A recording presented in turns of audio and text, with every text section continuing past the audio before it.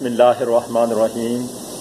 کرنگی کراچی سے عمران بھائی صاحب نے پوچھا ہے کہ گٹکا مین پوری کی جو کمائی ہے یہ جائز ہے یا ناجائز ہے؟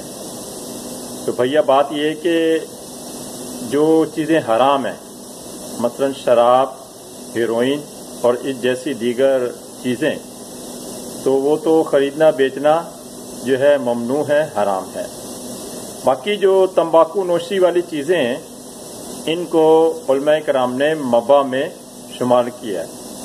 مباح کا مطلب یہ ہوتا ہے کہ ان کو استعمال کرنے میں یعنی نہ تو ثواب ہے نہ تو گناہ ہے، بہرحال ان سے بچنا بہتر ہے۔ جیسے پان کھاتے ہیں اور اس میں تمباکو ڈالتے ہیں، بعض بزرگان دین سے بھی پان ثابت ہے۔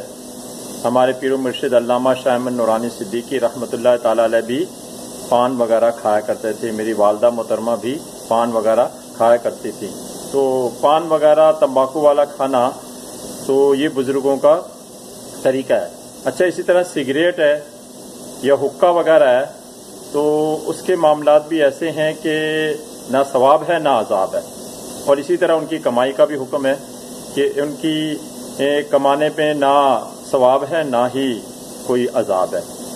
اب جہاں تک گٹکا اور مین پوری جو آج کل چل رہی ہے اس کا تعلق ہے، تو اگر گٹکے میں، مین پوری میں جیسا کہ اکثریت میں مضر صحت چیزیں شامل ہوتی ہیں اور غلط چیزیں بھی شامل کی گئی ہیں، تو اس وجہ سے ان کی کمائی ناجائز اور حرام ہے۔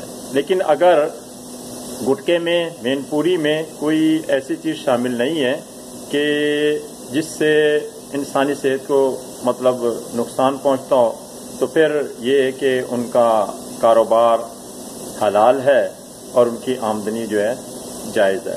مسئلہ میں نے بتا دیا، باقی واللہ عالم، اللہ بہتر جانتا۔ والسلام علیکم ورحمۃ اللہ وبرکاتہ۔